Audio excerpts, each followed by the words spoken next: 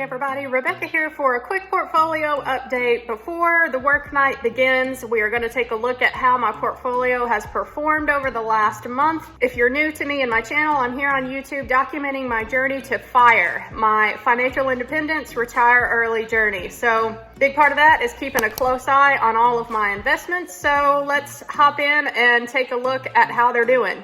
All right, firstly, we are taking a look here at my taxable account with M1 Finance, and let's just adjust this to see how it did over the last month.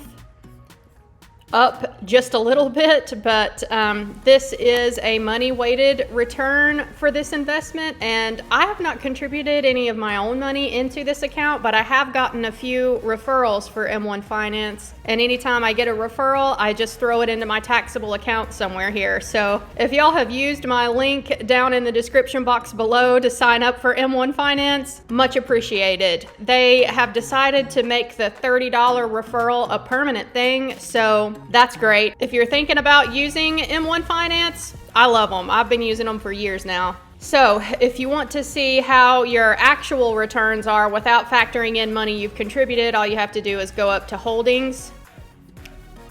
But the thing about holdings is that I don't think that there's a way you can change the date on this to just reflect how your portfolio has done over the last month. So this is just an overall return that I've gotten without counting in money that I've contributed. So about 9%. Right now, my portfolio is getting weighted down big time by my underperforming stock picks in my speculative pie specifically. Y'all can see my worst performer here is Hyliion. I've only got a few shares, and my ARK-G. I initially got into all of the ARK ETFs around August of 2020, but they have been on a downturn lately. And y'all, if I had the money, I would be throwing extra money into all of these positions that are down, because you want to buy when your positions go down, especially if you are a long-term believer in what you have chosen to have in your portfolio.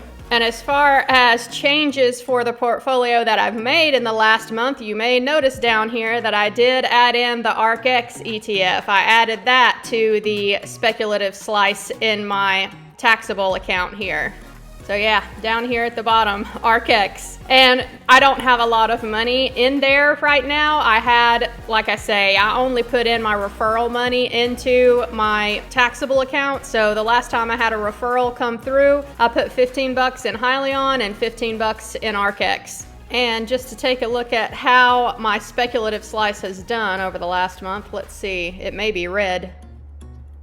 Yeah, it's in the red. Although 1%, really, that's not a lot, so not too bad. We'll take a look at my dividend slice. Over the last month, I am up a little bit in my dividends, so that's good. And I have not made any changes in my dividend slices. It's all the same companies. If you're interested to know which specific stocks I have in each of these sectors, I will link to a playlist that I put together that goes over my investing strategy in more depth and why I have chosen the specific stocks that I have in this taxable account. Next, let's look at my Roth IRA. So a little story time while this loads here. I realized towards the end of March, after I had already put up my budget review, that I accidentally sent $700 to my Roth IRA twice. I only meant to do it once. So come the end of March, I realized my budget wasn't balancing, and I couldn't figure out why until I figured out that I had accidentally sent $700 to my Roth IRA twice instead of once. So who makes their budget not balanced by investing too much money? Apparently I do. Fire people problems, I guess. But anyway, rather than trying to get that $700 back out of the Roth IRA and send it back to my checking, I just decided to float over a little bit of a credit card balance into April. It's fine. It was paid off before any interest accrued. So I just contributed that extra $700 to the Roth IRA, which, hey, that's never a bad thing. So over the last month here, up a little bit in my Roth IRA. My Roth IRA is completely Vanguard ETFs. Again, I go over why I've chosen these to put in my Roth IRA in that investing series I put together that I'll link to at the end of this video. And let's just take a peek at the overall performance without taking into account my contributions. I am up 17%, which is pretty nice. And then my funding history, y'all can see where, I put in an extra $700 last month. So instead of needing to put in $3,800 this month to finish maxing it out, I only need to put in $3,100. And as of right now, I am thinking I might actually be able to do that. We'll see come the end of the month when I do my budget review. So since I accidentally put in the extra $700 last month, let's take a look at my Roth IRA color chart and update that. All right, 2021 Roth IRA color chart. And I thought I was at 2,200 at the end of last month until I accidentally put in that extra $700. So really, I'm kind of like halfway here. Because I'm at 2,900. So we'll color in this section.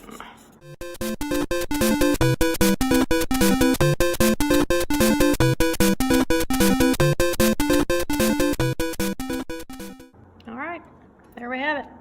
So kind of a happy mistake there to put the extra $700 in my Roth IRA. So now I only need $3,100 to finish maxing it out this month. And that is the goal that I am working on this month. I am not contributing anything else to my other taxable accounts or my savings account here. My focus is to just try to get my 2021 Roth IRA done. Haven't thrown any money in there yet in April, but I will. So y'all can see that I keep track of the balances in all of my investing accounts in this column, and this column will show whether or not the account is up or down as compared to the end of last month. So my taxable account for M1 overall is up a little bit. My Roth IRA is up a good bit. My Fidelity account, this is where I keep my speculative position in MindMed. It's down a little bit. MindMed has been all over the place lately, but I'm just letting that ride. I only invested $160 of my own money when I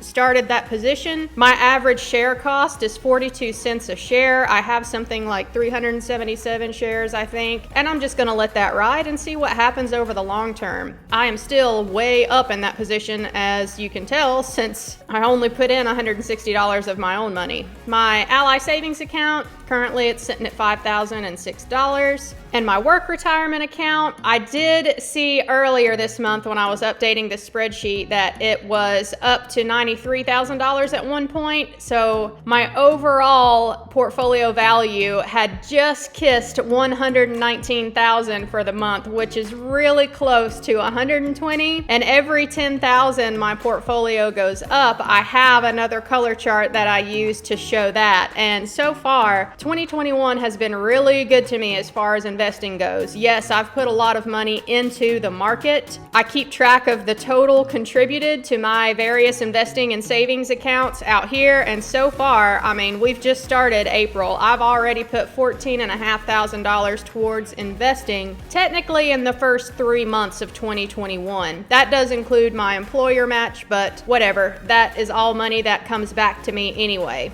So yeah, I am really hoping that by the end of April, maybe I can color in that color chart and we can hit another $10,000 milestone if I can get this up to $120,000. All right, so that should do it for the portfolio review for the last month. If you enjoy content like this, feel free to subscribe down below. Click that notification bell because I do these portfolio reviews every single month. My goal here is to reach financial independence, and YouTube definitely helps keep me accountable on this journey. It amazes me that when I really do focus on investing, the amount of progress that I can make over a relatively short period of time. The first 3 months of 2021 have been excellent for me. I know that it may not continue throughout the entirety of 2021, but still, I'm going to keep track of how my investments are doing every single month. I'll make changes if need be, but typically my investing style is pretty passive. I'll make my picks that I want in my portfolios and I rarely change it. I just throw money into the markets every single time I get paid at minimum, and whenever I get extra money, I just put it in and get it working for me. Whether or not the markets are up or down or sideways, it doesn't matter. I just invest when I can. Let me know how your investments are doing in the comment section down below, and I'll see you guys in my next one. Thanks, y'all. Bye.